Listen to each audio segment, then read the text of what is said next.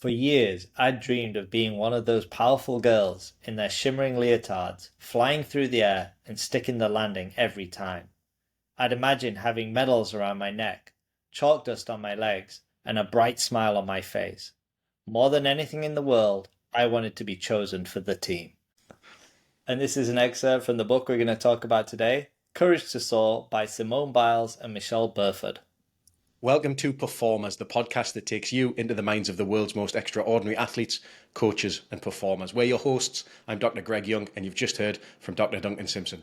As sports psychology experts, we'll guide you through the pages of their autobiographies, revealing the mindsets, strategies and habits that propelled the world's best to the pinnacle of their fields. Our goal is to help you learn from history's greatest performers. For each episode, we read and condense entire autobiographies into concentrated insights, representing over 20 hours of work per episode. You gain not only the collective wisdom of these elite performers, but also access over 30 years of our professional experience in sports psychology. Listening to this, you're saving countless hours while accessing the distilled wisdom and proven strategies of the absolute best in their fields. Duncan, tell me a little bit more about who we're talking about today. So, Simone Biles and a few of her accomplishments. And again, I say a few because the list goes on and on. She is the most decorated gymnast of all time. We're talking Olympics and World Championships. She has won 11 Olympic medals, including 7 golds, 30 World Championship medals. She is the 9-time US all-around champion, 7-time US vault champion, 7-time US balance beam champion, 7-time floor exercise champion. She was the winner of the 2024 ESPY Award for the Best Comeback Athlete, the 2023 Associated Press Female Athlete of the Year, Times 2021 Athlete of the Year, and Simone was awarded the Presidential Medal of Freedom by President Joe Biden in 2022. Now, Greg, this book takes us up to the Rio Olympics in 2016, so it's quite safe to say that a lot has happened to Simone since 2016. However, this book does a really great job of giving us an insight into what it took for her to develop into an elite performer. So, Greg, a little bit about Simone's upbringing. Shannon is Simone Biles' biological mum, and she came from her granddad's previous marriage. Now, Shannon gave birth to Simone in Columbus, Ohio.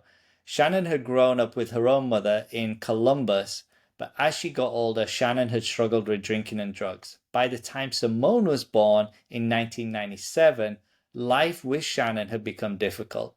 Simone's older sister, Ashley, was 7 and her brother was nearly 3. 2 years later, in 1999, her younger sister, Adria, was born, further complicating the situation. So it's a little bit of a messy upbringing. And here's a little quote from Simone. I don't recall much about living with Shannon, but I can see us pouring dry cereal into our bowls and then putting water on it because we didn't have any milk. That was the same year that the neighbors called social services and said we were being neglected because they saw the 4 of us were often alone, little kids playing out in the street with no supervision. Soon after that, Child Protective Services came to take my brother, sister, and me away from Shannon. The social worker rounded us up and sat us on the steps in front of Shannon's house. We're placing you kids in foster care, she said, carefully watching our faces. It's just for a little while, so Shannon can try to get better. Most people might think that at the age of 3, I was too young to know what it meant to be placed into foster care. But the truth is, I understood everything. When the social worker piled the 4 of us into her car, I knew exactly what was going on. We were going to live with a new family, and we didn't know if we'd like it there. So, Greg, we're given a glimpse into Simone's real early years here, and it's not just the lack of resources, but also the lack of real stable parental figures in her life. Yeah, without a doubt. I think the early childhood experiences like the one we've just heard about, they sometimes serve as a foundational layer for people's resilience because those experiences can teach children, even at a really, really young age, how to adapt to uncertainty and develop a sense of control over their emotions, even when they can't really do a lot of things about their surroundings. So the psychological resilience that might emerge from these hardships, it can really be a double-edged sword. It can lead to a strong ability to cope with future challenges, but it can also come with emotional scars that need to be addressed. So understanding and integrating these early experiences can become really critical to someone's growth and ability to achieve high performance later in life. Yeah, and I think it's really important that We've seen similar circumstances, tough upbringings with a few of our performers, and we're definitely not trying to glorify the challenges that poverty may bring, but they can also build that resilience, as you mentioned. So, Greg, a little bit more to give context to Simone's upbringing. In foster care, Ashley and Tavian, who's her brother, really miss Shannon, really missed a moment. Of course, the brother and sister are a little bit older, but Simone didn't mind being in this new situation because she had regular meals for the first time, and she even mentions going camping. However, after a few months, their grandfather arrives, accompanied by the social worker, to take them back to Texas. Apparently, as soon as word got to the grandfather that they'd been taken into social care, he'd acted incredibly quickly, contacting lawyers and making arrangements so that they could take them in as opposed to going to a new family. The intention was to keep all of the kids together, but after about a month at their grandfather's, Ashley and Tavian, who were the older children, wanted to return to Shannon, leading to a decision to send all four of the children back to Ohio. However, instead of going back to Shannon, they initially had to be placed back with the original foster family while Child Services monitored Shannon, who unfortunately really failed to stay sober, resulting eventually in her parental rights being terminated. Ashley and Tavian chose to stay in Ohio with another aunt, while Adria and Simone returned to live with the grandparents and their two older sons, Ron II and Adam. So, Greg, we're hearing a lot of instability and a lot of moving around for the four kids early.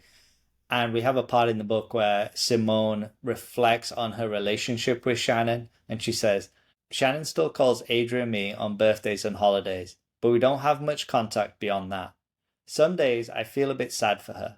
It's not that I ever wanted to go back to live in Ohio, but I do wish she'd been able to make better decisions when she was younger. I'm glad that she's now working so hard to stay clean. Every now and then, I think about how my life might have been different if Shannon had been able to keep us together. If I'd stayed in Ohio, would I have gotten into gymnastics? Probably so, because I truly believed I was supposed to take this journey, which means God would have made a way. But when it comes to how things turned out, I'm not sorry. I'm part of a beautiful family that is closer and more loving than any I could have ever chosen. This instability is a lot to take in for a young person. I think we can agree upon that. And at the same time, it's impossible to say that Simone ultimately didn't end up in a better position, Greg. Her grandparents, who she'd come to call her parents, were financially stable. They provided a loving and safe home for Simone and her younger sister. And given the circumstances with Shannon, if Simone had stayed with her, it's hard to believe that she would have been afforded the same opportunities in life, and thus the world would have been robbed of Simone Biles, the gymnast. The word that's really jumped out to me here is stability, and I think that's really what the majority of our performers to date, although they've been difficult upbringings in part, have had stability. It hasn't been a lot of chopping and changing. The one that really sticks out in my mind that did have that was Mike Tyson, and obviously thrived when he got that stability with custom auto.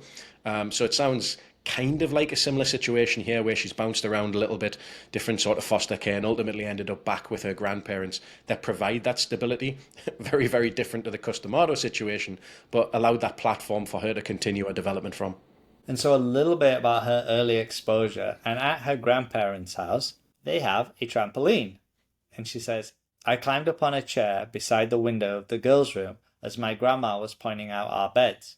And guess what I spotted in the backyard? A trampoline. For what seemed like hours, I bounced and twirled and flipped and somersaulted, my beaded braids flying up in the sky again and again, as if they could touch the heaven. I was already a fearless little tomboy. I had these miniature six-pack abs and lightning-fast legs. I just couldn't sit still. I was always running, jumping, cartwheeling, and somersaulting. Greg, it sounds like she's a very energetic, athletic little girl who's naturally just exploring her physical capabilities, and it's on a trampoline.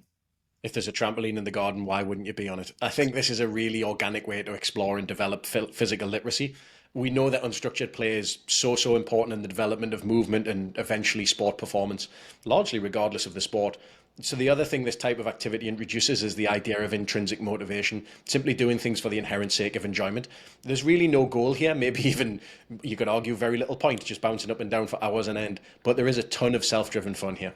And as I reflected back, I think quite a few of our performers have literally started their journeys in their backyards. When we think of Agassi in episode 1, he had a homemade tennis court. Dan Carter in episode 4, he was practicing rugby kicks in his back garden.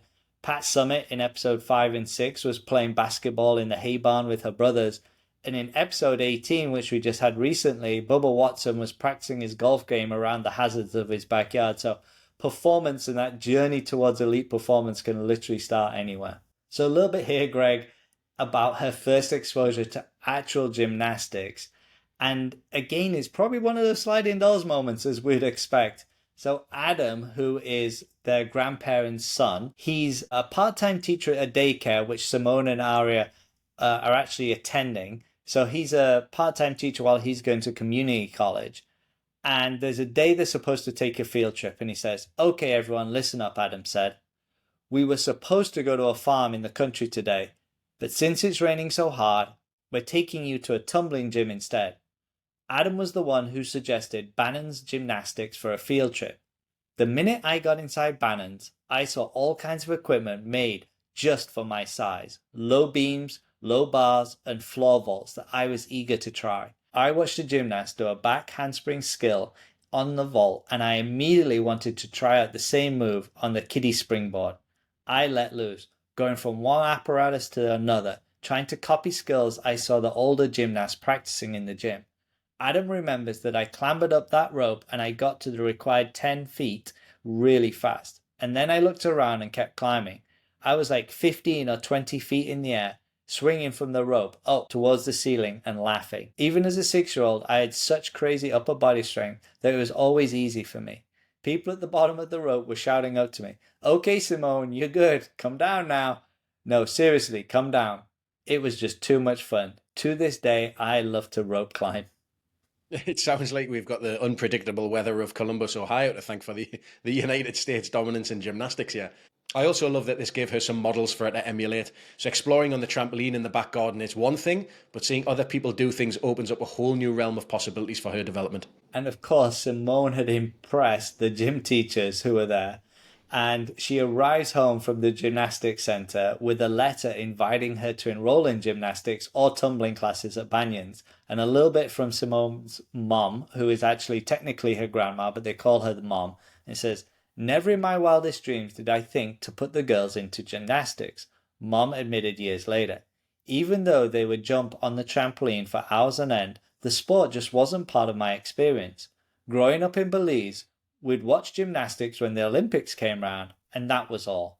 Now suddenly Mum realised that recreational gymnastics might be the perfect outlet for her daughters, especially for me. So Greg, as I mentioned, she's incredibly lucky. She gets this early exposure at Bannon's and then gets a note home. Gymnastics isn't something that her parents would have even considered. And for context, Simone is 6, which actually means she's a little bit of a late starter for traditional gymnastics. Had this exposure been delayed for another 2 or 3 years, her formal development in the sport would have been really hampered. I think it's wild that 6 is considered a late start in gymnastics and that the window for development and performance in that sport is just so short. It doesn't really seem like Mom has much anticipation of huge development here, and clearly at this point wouldn't have had an eye on the Olympics like I imagine a lot of other gymnastics moms would. But this just seems like a mom providing access to an activity that's beneficial for her child, not only in the sense of getting all that energy out, but also something that she really enjoys.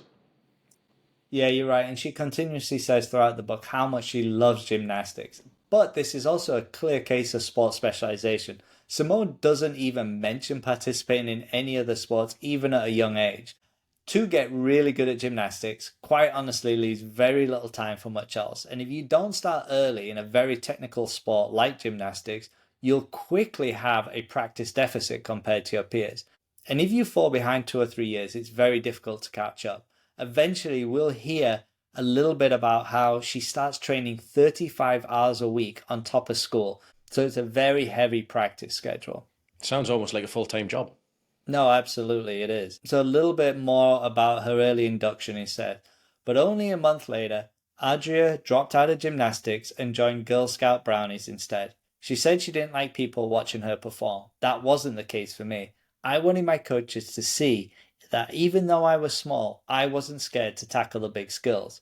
When I first got to Bannon's, I could already do some of the lower level compulsory skills, thanks to Ron and Adam bouncing me off the trampoline and Tevin teaching me backflips at the backyard swing.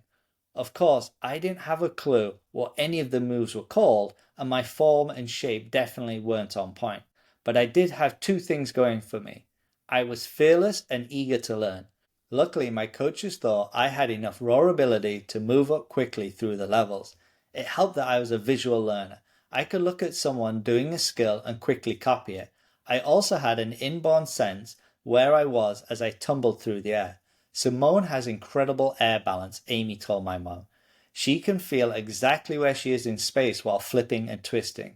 And she knows instinctively just how to bring her feet down so that she lands upright. That's something no coach can teach. Greg, great performers are great problem solvers. And we hear fearlessness, eagerness to perform, and also the ability to learn quickly by copying. These are all great attributes for any performer, but particularly in a sport like gymnastics where there is a certain level of safety needed and there's no real way to understand a skill without seeing it. I mean, can you imagine trying to simply talk someone through the components of a technical movement without showing any sort of physical model? But I think the real skill here is to be able to quickly emulate that, and that's clearly something that would set her apart.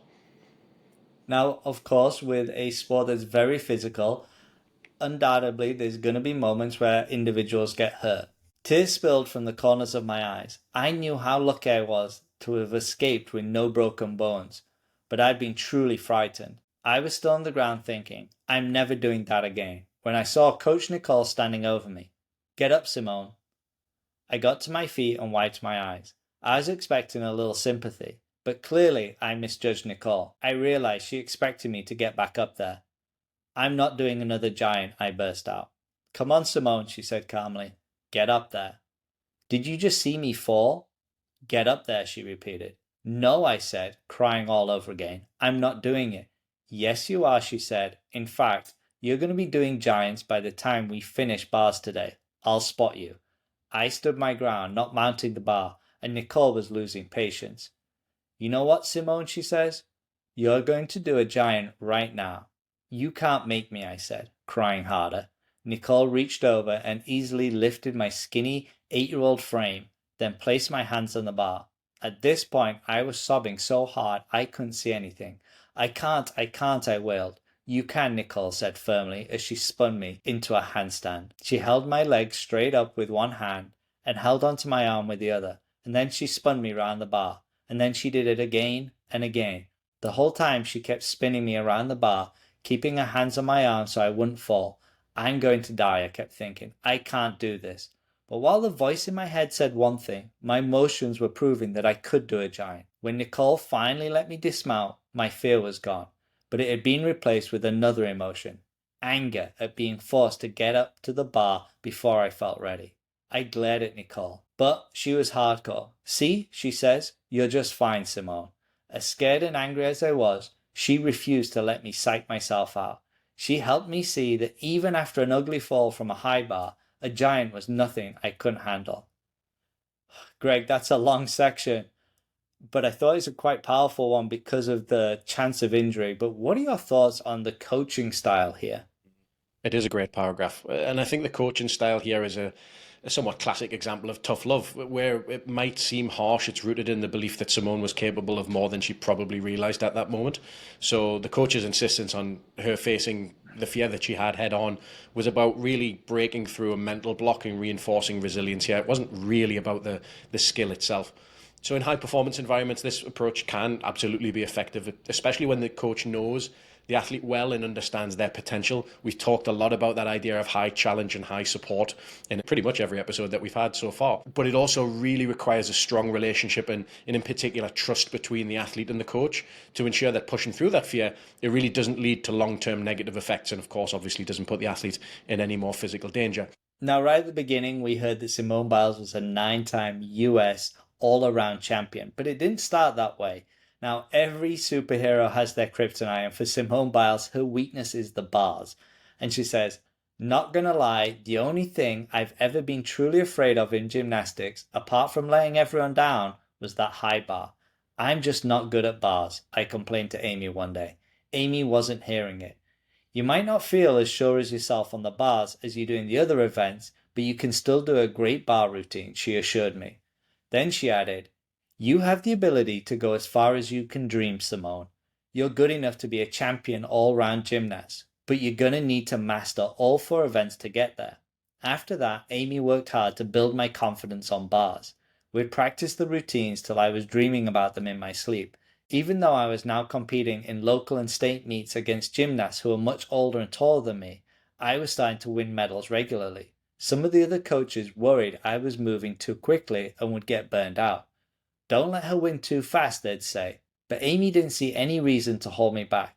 As long as I was having fun out there and not getting too stressed, she was happy to let me compete as much as I wanted.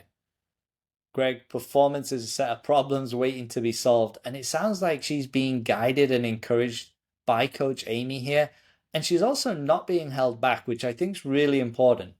I would agree, and I think this is Coach Amy trying to help foster and develop a growth mindset in Simone, particularly when it comes to the bars.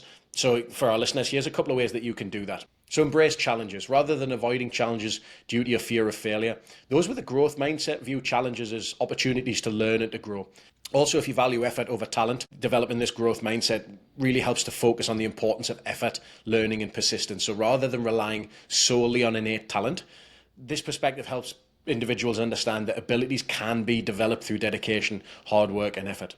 And then finally, learn from criticism and feedback. So instead of seeing these things, criticism in particular, as a personal attack, individuals with a growth mindset, they view constructive feedback as a valuable tool for improvement. And they use this feedback to refine their skills and their approaches, leading to continuous growth, innovation, and development.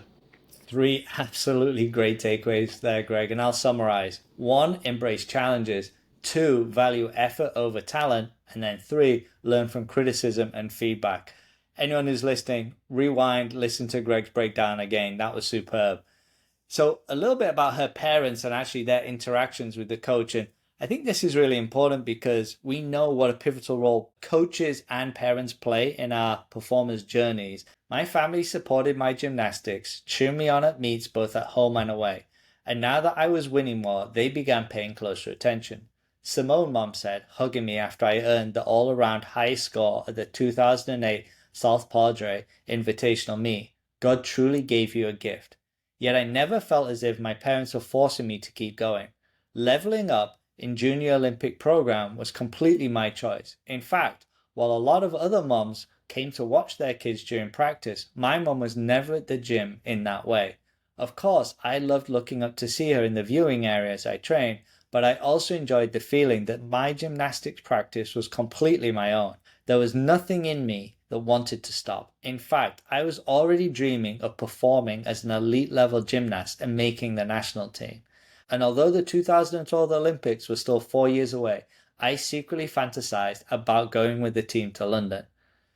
I love this line, Greg. There was nothing in my mind that wanted to stop. And this just screams intrinsic motivation. She's not being pushed in any way, shape, or form by her parents. Absolutely. It sounds very much like the trampoline in the back garden, just doing it because it's something she enjoys. And I think we're also starting to see the shoots of goal setting develop here. She's got that kind of that eye on that national team in the 2012 Olympics. Yeah, so a little bit about that dream of the 2012 Olympics. She says, but I had a problem. My birthday is on March 14th, so I will only be 15 in the year of 2012. I wrote in my 5-subject notebook that I turned into a diary. My coach explained that to compete in the Olympics, I'd have to turn 16 within the Olympic year. I won't turn 16 until 2013. Then I will have to wait a long time. I continued in my diary. I knew that many gymnasts got injured and had already peaked or simply lost motivation to compete by the age of 19, which was how old I'd be when the next Olympics rolled around. There was no way to tell what my story would be 8 years into the future. I don't know if I will make it, I scribbled. Feeling deflated, I closed the notebook and rested on my nightstand. I switched off the lamp and turned over to go to sleep. After staring into the dark for a few minutes, I switched back on the light and picked up the notebook and wrote one more sentence. I want to go the farthest I can. Looking back now, that was the most important sentence I've ever written. Greg, it's crazy to think that someone's age and the timing of the Olympic cycle can either align or not, which may very well make the difference in someone's career. It's wild to think that, and it got me thinking, I wonder if we've missed out on any other generational talent in other sports just due to this random way the calendar falls. Yeah, it's a really interesting thing to think about. At the time, I was 14 and small for my age, a 4'8" ball of non-stop energy. I like to say that I was 4'9" just so I could feel taller, but I was also strong. I'd been born with the kind of biceps and muscled calves that, back in third grade, had earned me the nickname Swolger, a cross between swollen and soldier. Maybe because I was always so much smaller than everyone around me, I had this fierce drive to prove myself. So if someone told me to do 5 push-ups, I'd do 10. If someone tried to tell me I couldn't perform a skill except maybe on bars, it only made me want to do the skill flawlessly. That didn't mean I was reckless. Competitive gymnastics can be a dangerous sport, and I understood just how important it was to be well prepared. In competition, we always perform the skills we practice and mastered in the gym, because as any gymnast can tell you, there's a fine line between being courageous and ending up with a major injury. So, Greg, we don't know too much about her family genetics, as we kind of alluded to her family circumstances at the beginning. But at 4'8", she wasn't destined to play basketball. However, she was small, powerful, and had a lot of upper body strength paired with a drive, a fearlessness, which really does sound like a perfect combination. Can't believe how heightist you are, just putting limits on people 4 foot saying that they can't play basketball. You heard it here first. Duncan Simpson, heightist. Um, but let's go to that idea of drive and fearlessness. Yes, I do think that sounds like a good combination, but it has to be paired with common sense and an understanding of limits. Gymnastics competition, as she says, really is a proving ground for all of the practice leading into it. In other sports, you can riff and try some of the out the ordinary stuff during competition, maybe running a bootlegged out assistant, playing volleyball, or trying a new crossover in basketball, providing you're over 4'8" without practicing it first. But because of the safety concerns in gymnastics, there really isn't any room for improvisation. The work has to be tried and tested in training before executing it in competitions. So a little bit as she progresses through, she's now at junior nationals, and she says, then again, given that this was my first season as an elite junior gymnast, I'd medaled more than I thought I would. To my surprise, I'd even finished first in some events at earlier meets. But as I went up against girls I admired, I was intimidated by how good they were. There was something else too. I thought if I went out there and beat these girls, they wouldn't like me. And more than anything, I wanted these girls to see me as one of them. At nationals, this lack of confidence had messed with my head. I'd missed making the junior national team by one spot. One. Tears were bubbling up inside me, but I refused to let the other girls or coaches see me cry. I kept telling myself I'd done my best, trying to drown out the little voice in my head that whispered, but did you really? Couldn't you have worked a little harder? Why didn't you do more? The truth is, my heart was breaking. I'd come to nationals with the goal of making the 2011 team, and it didn't happen. I simply hadn't been good enough. That's how my journey as an elite gymnast began, with a defeat that put an ache in my heart and doubts in my mind. As much as my family and coaches had cheered me on through hours and hours of training, through wobbles and missteps, through bumps and bruises, I was always secretly afraid that I'd let them and myself down. So, Greg, it's a tough moment for her. This is really her first major competition. She's worried about letting people down. Have you got any advice for someone who constantly evaluates themselves or compares themselves to their peers? I absolutely do. And this is something that we see pretty commonplace in developing and even with elite athletes. So here's 3 ideas that I've used with athletes in the past. The idea of comparing yourself to yourself. So setting personal goals that are specific, measurable, and really tailored to your strengths and areas of improvement. And if you regularly reflect on how far you've come and celebrate your achievements, no matter how small, that helps shift the comparison from where you were to where you are as opposed to where other people are. Use comparisons as inspiration instead of feeling discouraged. So looking at your peers' successes as inspiration and motivation for you to improve. This is a great one. Ask yourself what you can learn from them and how you can apply those lessons to your own journey. So what are they good at that you can kind of steal and apply for yourself? And this is the third one, and this is one that I really, really like. Practice self-compassion by recognizing your efforts and adding the word yet. 3 very small letters, 1 very big word. So just be patient with yourself and avoid harsh self-criticism. Everyone's journey is different. Every path looks different for everyone. You might just not be there yet. Yeah, I really love those. And we have to strike a balance between comparing ourselves to others in terms of setting benchmarks and being inspired, while also, hey, it can be pretty anxiety producing. So There's a little bit here that I really loved, and it was her reflection after the 2011 Nationals. And I think it's a great kind of piece to think about where her mind's at. And she says, maybe it's good that we don't know what will happen next in our stories, because if we did, we might not turn the page, or we might skip ahead and never experience the good that comes out of the hard moments we're living through. I thought my failure in the 2011 Nationals was an ending, but it was really a beginning, a turning point on a journey I still can't believe I'm taking. No one is more surprised than I am that the little girl with big muscles ended up on a path from foster care to the Olympic Stadium in Rio de Janeiro, Brazil. Some might call it destiny. I call it a blessing, a gift from God, and a miracle. So, Greg, the idea that failure can be a catalyst to something greater is something that we've seen consistently throughout our performers' journeys. So I think you're right. Failure can be a catalyst and can expedite that process of learning, but only if someone's actively involved in that learning process that comes from failure. If it's just the act of failure, that's not great. But if it's the act of failure with some impact, something that you can apply at a later date, that's really important. Yeah, that's excellent. And I don't know that Simone Biles was getting help at that moment in that reflection process, but it's something that she developed on her own, I think.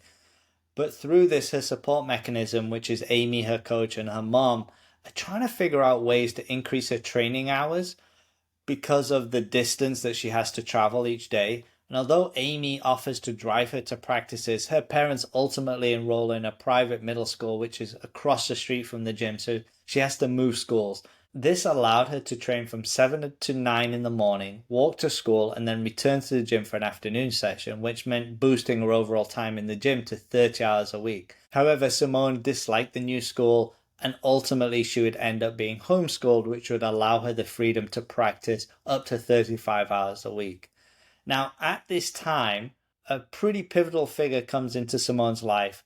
Martha Caroli, who was the US national team coordinator from 2000 to 2016, which also included the Olympics in Brazil. And she is really the person that Simone has to impress. And anybody who knows anything about gymnastics would have heard of the Carolis. And this is a little bit about her kind of initial experience of Martha. Martha's response wasn't encouraging. This kid has no bars, she told Amy later. I can't let her come to camp. She can tumble great, but that's it. When my mum heard what Martha had said, she sat down with my coach. Amy, we need to talk, she said. I know you've never trained an elite gymnast. The highest you've gone at Bannon's is level 10. So I need to know whether you can take Simone farther, or do I have to find another gym?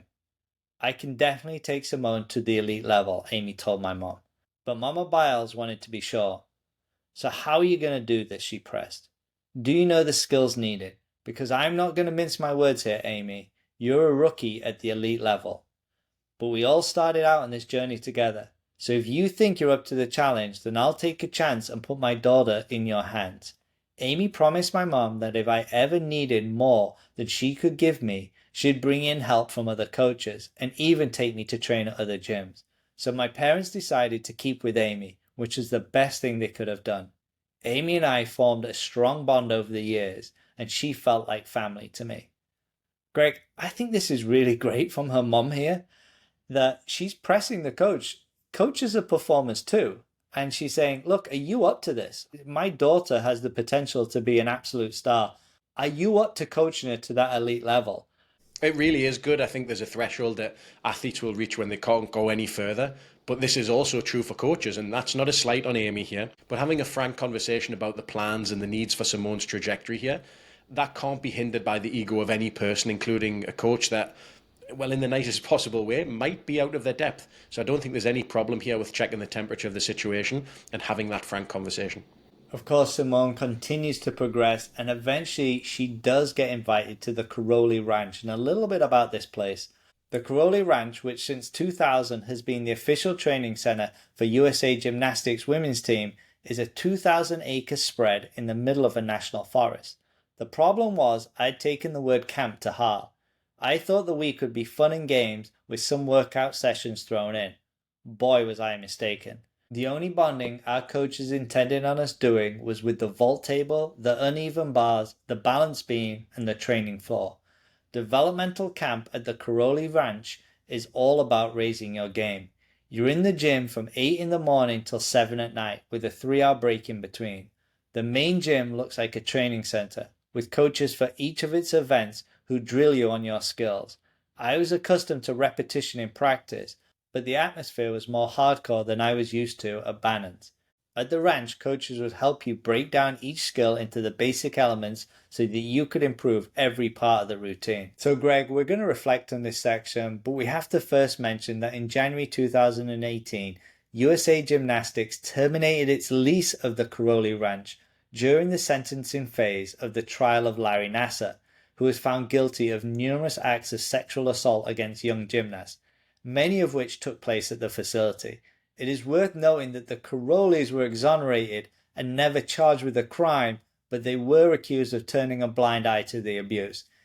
It was without doubt an horrific situation for all the athletes and families involved. Now, Martha did retire from coaching after the Rio Olympics in 2016 along with her husband Bella, and they retreated from the public eye after the Larry Nassar scandal and moved back to Romania. The ranch was really a pressure cooker where these young girls were tested to the absolute max.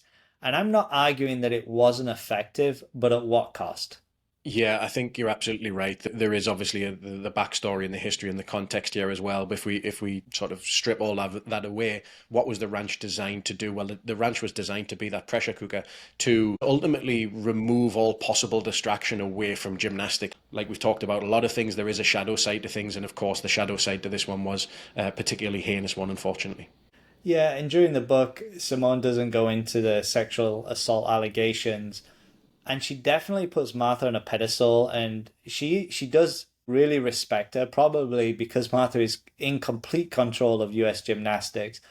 However, Simone Biles is definitely intimidated by her. And a little bit about Martha and Simone, she says, in her Eastern European accent, "We strive for perfection here," she told us. "If that's not your goal, then you're in the wrong place." First timers at the ranch were always a little intimidated by Martha. She's very no nonsense and she wants results fast. If she thinks you're not giving 100%, she'll say, "Well, you're not doing this for me, you're doing it for yourself." But she was always there to help you set goals and achieve them. She'll push you to limits that you didn't think that you could reach, and yet somehow you do. She definitely wants you to be your best. So I knew that everything we were doing at camp was going to make me better. But I wasn't used to such a serious environment.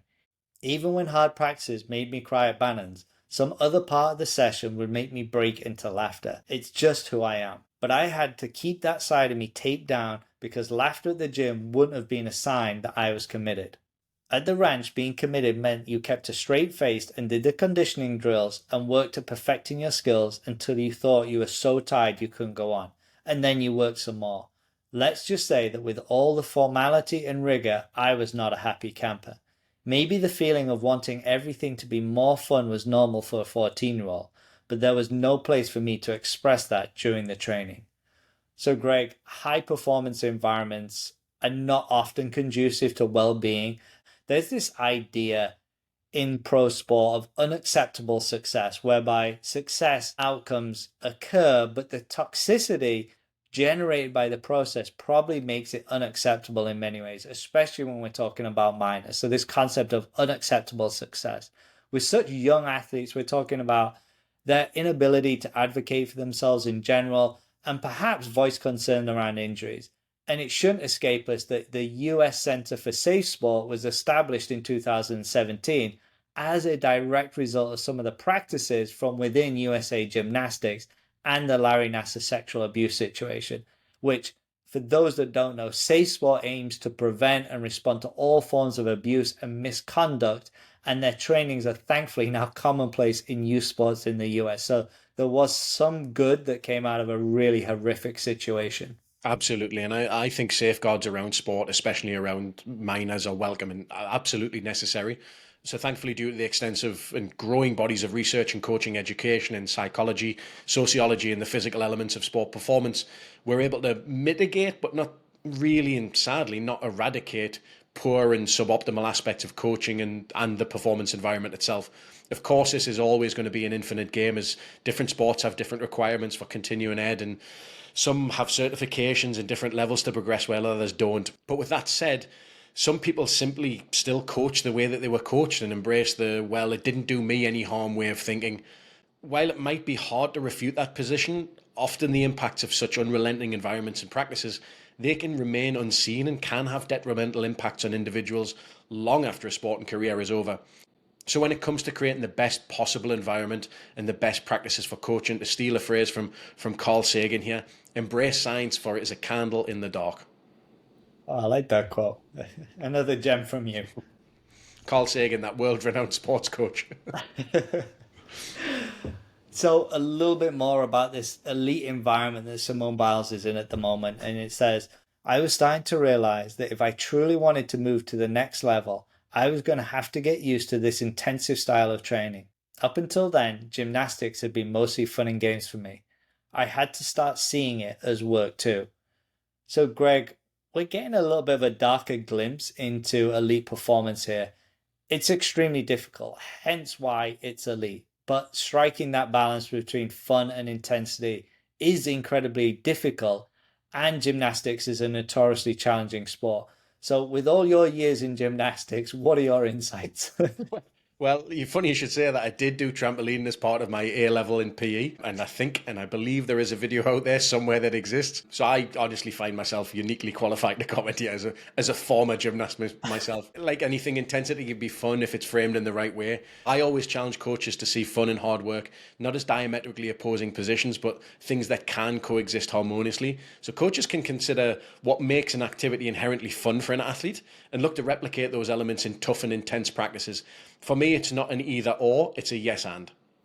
A little bit here from Simone, and she's really talking about kind of the lessons learned from her failure that we mentioned in 2011. And she says, a lot of good actually came from me failing to make the national team my first time out. In the end, the most important lesson I took from the 2011 Visa National Championships was this: a person can only fail if they stop trying, if they refuse to pick themselves up and try harder. It would take some time, but I finally understood that I hadn't failed at that meet. I just hadn't succeeded yet. I simply had more work to do in order to convince the gymnastics world that I could earn a spot on the national team. So, Greg, we hear that word yet that you mentioned earlier, and that's a great framing of her situation. And during this time, she's faced with a really kind of difficult challenge, I'd say. And we've got to keep reminding ourselves she's incredibly young. She's in high school, and she's faced with this tough choice of going to a typical high school, which would be filled with homecoming and sports games and prom and time with friends, or pursuing an international gymnastics career. The two really couldn't coexist. And Simone talks at length how she really struggled to decide, and eventually homeschooling, as I mentioned previously, became the option. Greg, I've used this statement before. Everyone wants to be great until they figure out what it takes to get there. Absolutely. We've just talked there about the importance of being able to control your focus and control your attention. And me and you have had conversations that attention really is the currency of performance. So in previous episodes, this has come up time and time again, the idea of either sacrifice or investment, however you want to frame that. Where are you going to invest that focus? What are you going to sacrifice to make sure that your focus is where it needs to be, when it needs to be there? We know that's the key to high performance. So it's unsurprising here that she goes the homeschooling route and, does what it takes to get to the highest levels of gymnastics. Now, you mentioned focus, and that's a perfect segue into this next section. She says, near the end of the school year, my dad made an appointment to have me tested. Given how hyper and energetic I'd always been as a little kid, no one was entirely surprised when it turned out I had ADHD. The funny thing was, even with ADHD, when it came to gymnastics, I could be laser focused. With my sights now set on making the junior national team, I wanted to do more. I was now training more than 35 hours a week with an intense focus on strength, conditioning, and connecting my skills to ensure that the whole routine looked effortless. I still loved the feeling of flying that I got from gymnastics. That hadn't changed. But Amy will tell you that for almost 2 years my attitude sucked. Maybe in the back of my mind, I was still mad about having to give up on public school. Maybe my ADHD medication needed adjustment. Or maybe my teenage hormones were just raging in a completely normal way. Whatever was going on with me, it didn't help that my days were so long and that my routine was regimented. Sometimes I simply didn't want to have to go through hour after hour of someone telling me what to do. Greg, as we heard in episode 17 with Michael Phelps, another great US Olympian who was diagnosed with ADHD, maybe Simone is able to challenge her ADHD effectively into gymnastics here. It does sound very similar, and as we mentioned in that episode, ADHD can actually provide hyper focus as well, particularly on things that you've got a real interest in. Duncan, perhaps this is what's needed to win a shitload of gold medals. Well, I don't have ADHD, otherwise I'd have been an Olympic gymnast. That is definitely the excuse. That is definitely the excuse. So as we're here between 2011 and 2012, it really is that year that kind of Simone blossoms. She's physically stronger and more consistent, and now she wants to earn this spot on the US national team. And she says, just being in competition with other elite junior girls pushed me to raise my game. Once I'd been hesitant to beat these girls because I was afraid they wouldn't like me if I did. I now understood how wrong that thinking was. Every one of us had worked for years to earn our place in the arena. Competing my hardest in all my events was the highest form of respect I could show them and to myself. Besides, as my mom always told me, don't ever compete against someone else, Simone. You don't go out there to beat another person. You go out there to do your very best. And if your very best means that you win that competition, that's the way it should be. If your very best means that you come third or fourth, that's fine too, as long as you did your best. You don't go out there grudgingly and think, oh, I need to beat that person. No, no, no.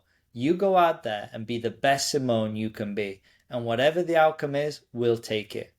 Being the best Simone I could be ended with me taking first place all around at the US Secret Classic in Chicago, Illinois in May, and then third all around at the Visa National Championship in St. Louis, Missouri in June. So she gets named to the 2012 Women's Junior National Team, and she's now really focusing on herself and not other people, Greg.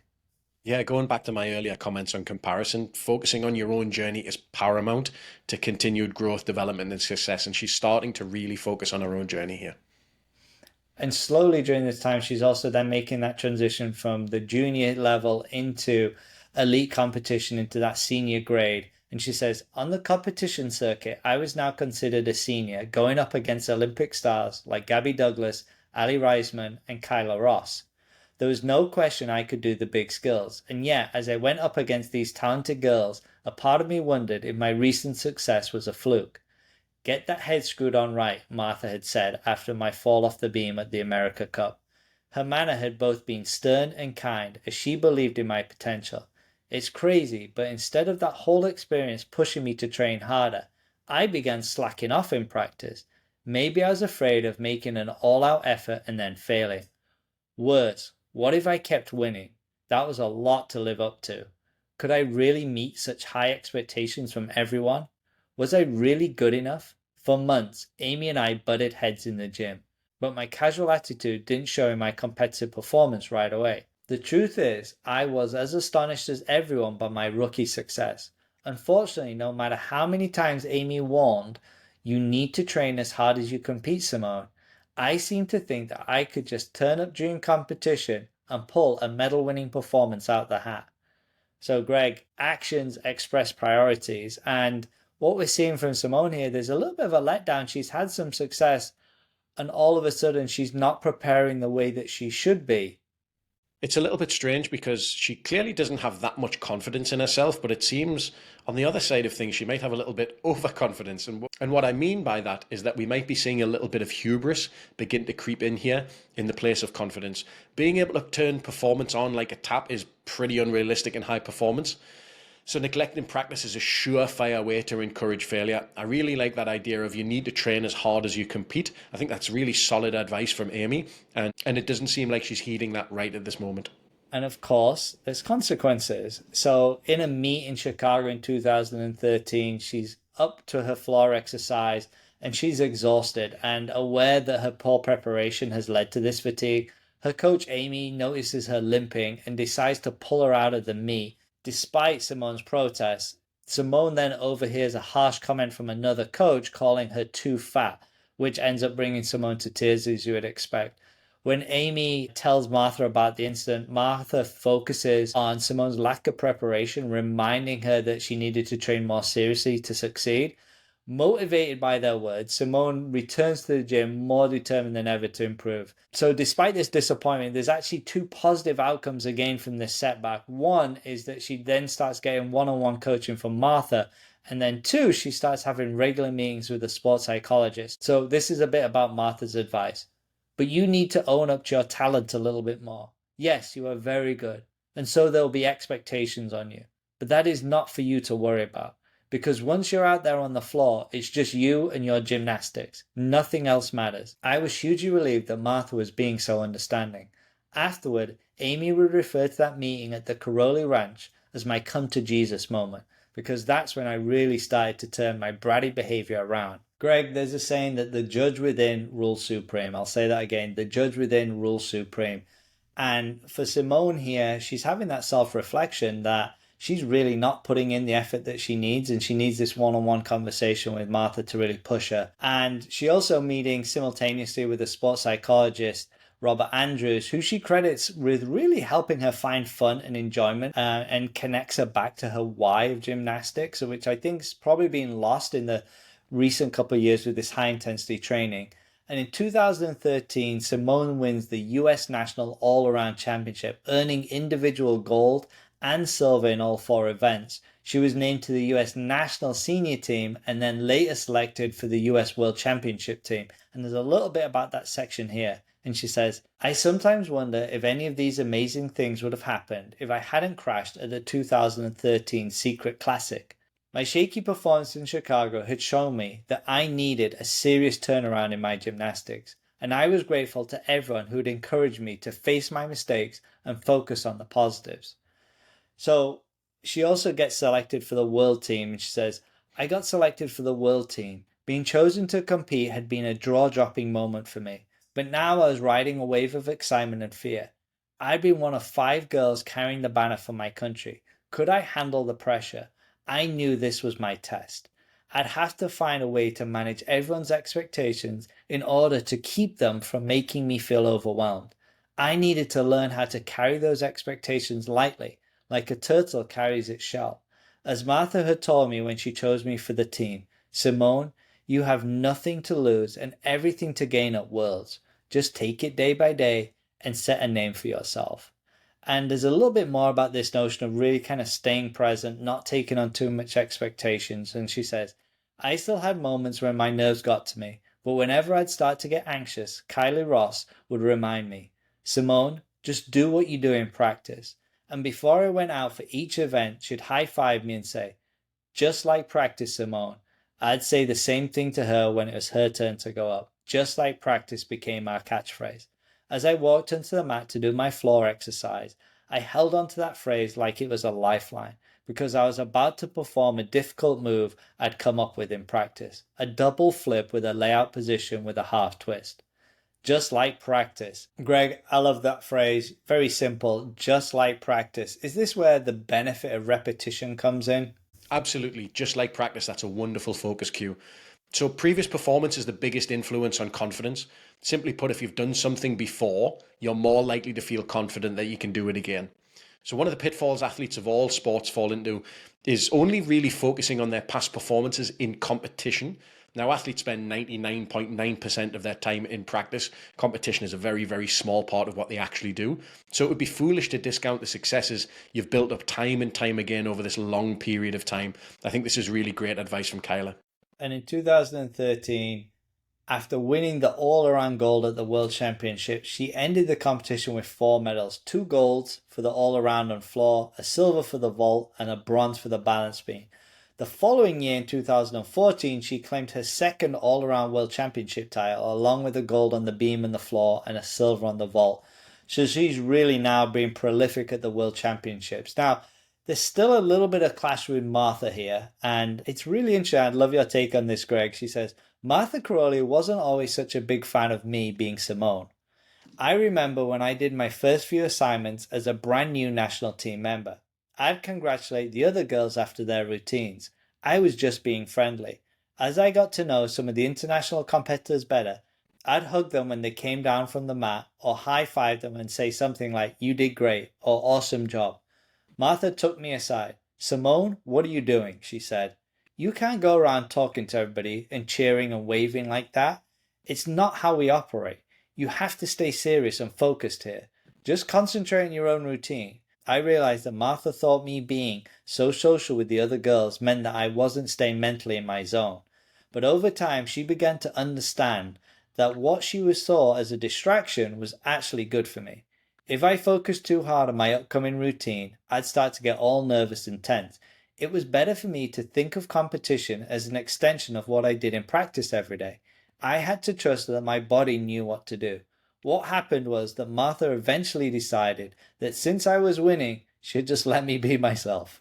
She stopped trying to contain my natural friendliness, and over time, the rest of the team relaxed a bit more as well. That's because Martha no longer insisted that everyone be so stern-faced on the sidelines. She made her peace with a slightly looser vibe among all the girls on the team because she saw that it wasn't hurting us. That didn't mean Martha went any easier on us in training, not one bit. Greg, this quote really highlights a tension between maintaining focus but also allowing personality to shine through in high pressure situations. Allowing athletes to be themselves, even in high pressure environments, it's so crucial for performance. When athletes feel free to express their personalities, they often stay more relaxed and maintain a more useful mindset. So in Simone's case, yeah, her social and friendly nature just helped her to stay calm and prevented the kind of overthinking that can lead to nerves and tension. So coaches who recognize and accommodate individuals like this and the differences that they have can help athletes to perform at their best by simply creating an environment that supports both their mental well-being and their unique strengths, which isn't that easy in group or team environments. So balancing focus with authenticity can absolutely lead to a more sustainable and enjoyable path to success. So in September 2015, she travelled with the US women's team to compete in the World Championships in Glasgow. Oh yeah, home of Alex Ferguson. Couldn't leave it alone. Could you? Had to bring him up again. Oh, we went to Govan and we did gymnastics. I'm not sure the gymnastics centre was in Govan. However, she had already won 2 world titles at this stage, and she had an unbeaten record since 2013. She was going into this World Championships with a lot of pressure. Of course, she ends up winning her third consecutive world title and in the process becomes the most decorated American gymnast in world's history, and she's never even been to the Olympics yet. After the Worlds, obviously phenomenally successful, but she's interested in going to college. Something that she's always dreamed of, and she faces a really tough decision, which is either to pursue her dream of competing in the Olympics or aim for the NCAA gymnastics career and a normal college life, which is something she's actually really excited about. Turning professional to prepare for the 2016 Rio Olympics would make her NCAA ineligible, but would offer her financial security that amateur gymnastics couldn't offer. She considered waiting until after college to turn pro, but then realized her sponsors actually wanted her before the Rio Olympics and that opportunity might not be there by 2020 Olympics. As we kind of mentioned earlier, she started a little bit later. And she also knows that most female gymnasts only get one shot at the Olympics. She has to take this opportunity for financial security. And she says, "For many athletes, the decision about whether to turn pro might have seemed like an easy one. Money talks. But can I explain the deep sense of loss I felt at the thought of giving up college gymnastics? For years, I'd imagined the camaraderie of team practice, the adrenaline rush of competition, and maybe even being noticed on campus as one of the school's athletic stars. These were experiences that my gymnastics friends who were already in college were always telling me about on Snapchat and Instagram. They were following the exact same path I dreamed of taking, and they were having fun.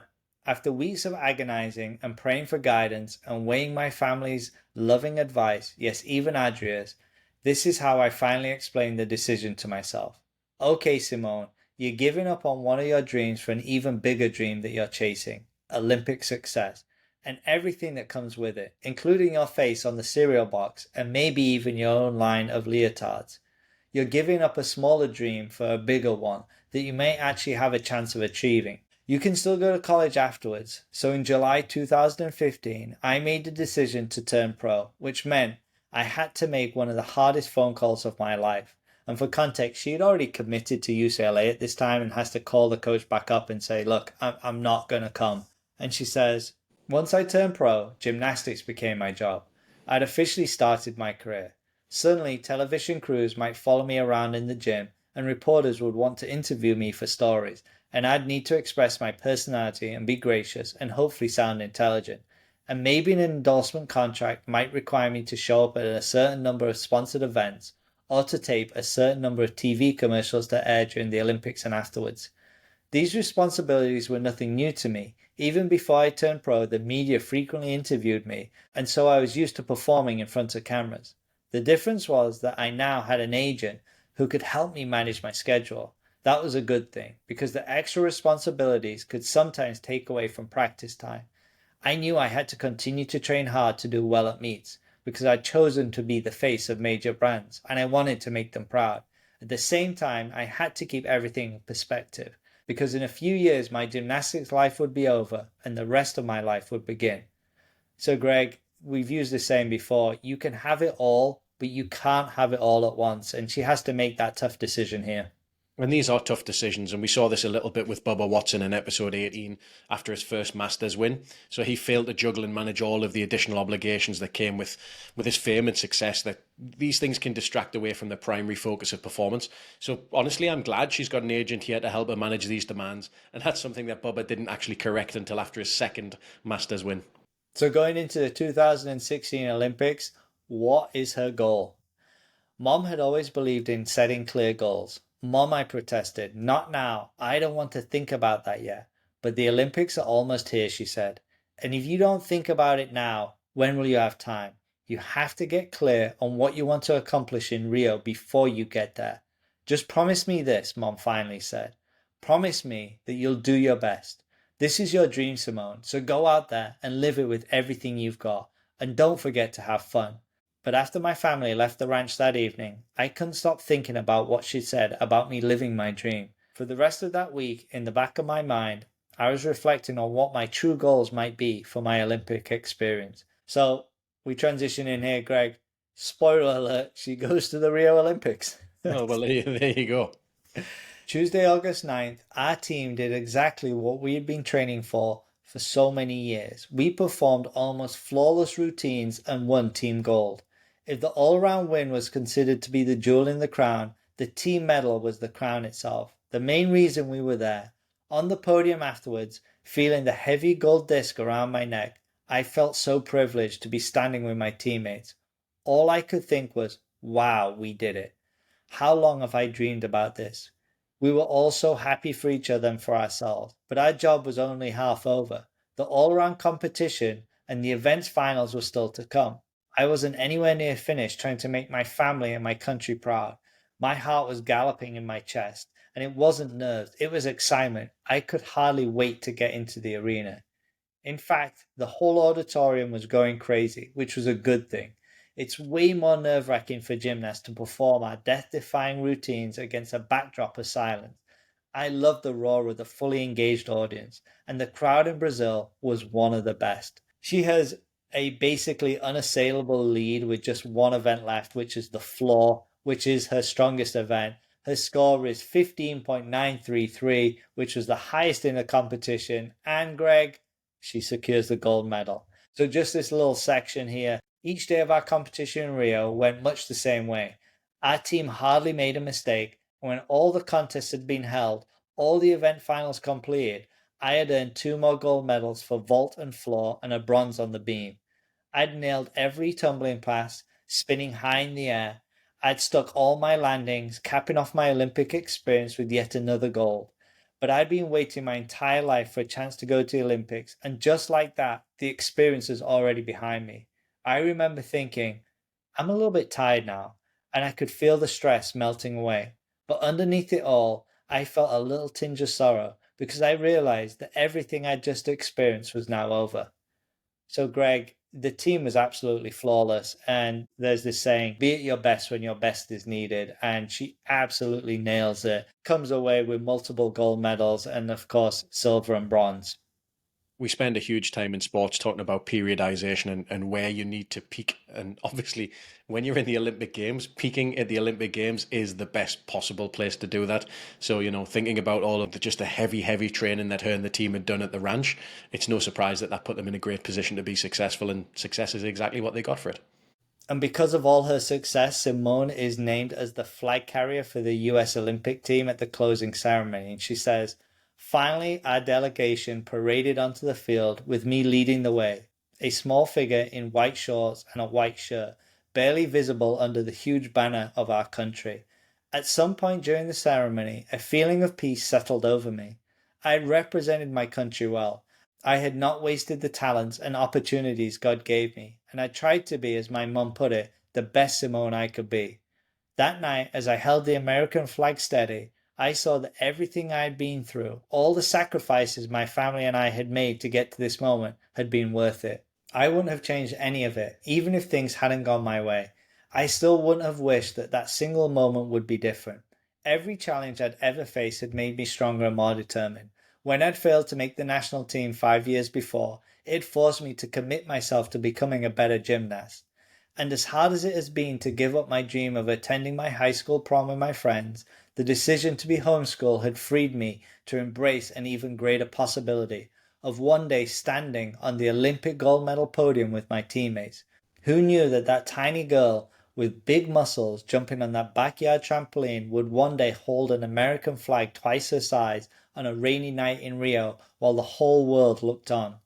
As incredible as my Olympic journey has been, my greatest gift has been the chance to bring joy to those who love me most, my family. More than all the gold medals in the world, I wanted to make them proud. After all, it was Mum and Dad who'd first given me the courage to dream such a big dream and to soar higher than I ever imagined I could. They'd known all along that I had wings. They'd just been waiting for me to spread them. And that is where we'll leave it. Greg, our goal is to help listeners learn from history's greatest performers. So what are your top 10 life lessons from Courage to Soar by Simone Biles? Number 1, overcoming adversity. Adversity can shape your path and make you stronger. She says, no one is more surprised than I am that the little girl with big muscles ended up on a path from foster care to an Olympic stadium in Rio de Janeiro, Brazil. Number 2, embrace your natural talents. Recognize and nurture the unique gifts you've been given. Her mother said, God truly give you a gift. Number 3, resilience in the face of failure. Failure is a stepping stone to success. She says, a person can only fail if they stop trying, if they refuse to pick themselves up and try harder. Number 4, the power of persistence. Consistent effort leads to mastery and to success. Coach Amy said, you're good enough to be a champion all-around gymnast, but you're going to need to master all 4 events to get there. Number 5, stay true to yourself. Authenticity is key to long-term success and happiness. She said, if I focused too hard on my upcoming routine, I'd start to get all nervous and tense.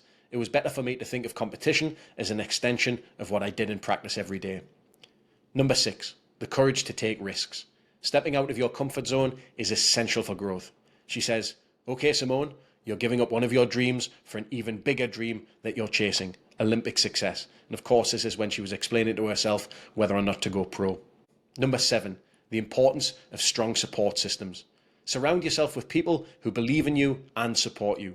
She says, my mum and dad were on the same page as Amy. My family supported my gymnastics, cheering me on at meets, both at home and away. Number 8, finding joy in the journey. Enjoy the process, not just the outcome. There was nothing in me that wanted to stop. In fact, I was already dreaming of performing as an elite level gymnast and making the national team. Number 9, focus on the present moment. Stay present and give your best in every situation. She says, Mom has always believed in setting clear goals. Promise that you'll do your best. This is your dream, Simone, so go out there and live it with everything you've got. Number 10, commitment to improve. Continuous self-improvement is the key to success.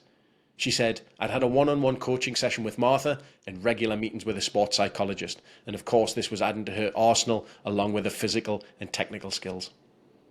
Greg, another fantastic top 10. But as we heard, it wasn't a straight line to success. So what are the top 10 lessons to avoid from Simone Biles? Number 1, neglecting proper preparation. Poor preparation leads to poor performance. Coach Amy said, you're not mentally in the game, you're in danger of badly injuring yourself. Number 2, allowing negative feedback to define you. Don't let harsh criticism undermine your confidence. Number 3, ignoring emotional well-being.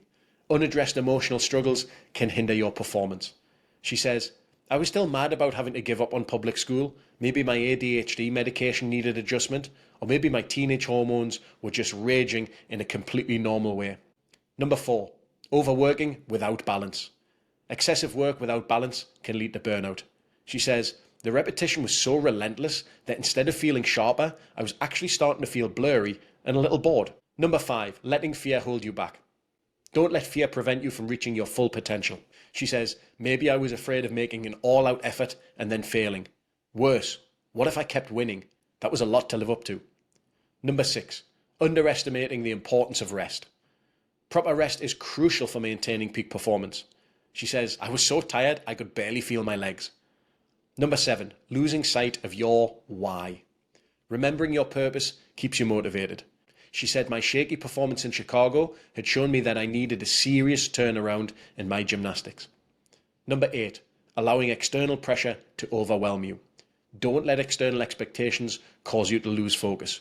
She says, maybe the feeling of wanting everything to be more fun was normal for a 14-year-old, but there was no place for me to express that during the training.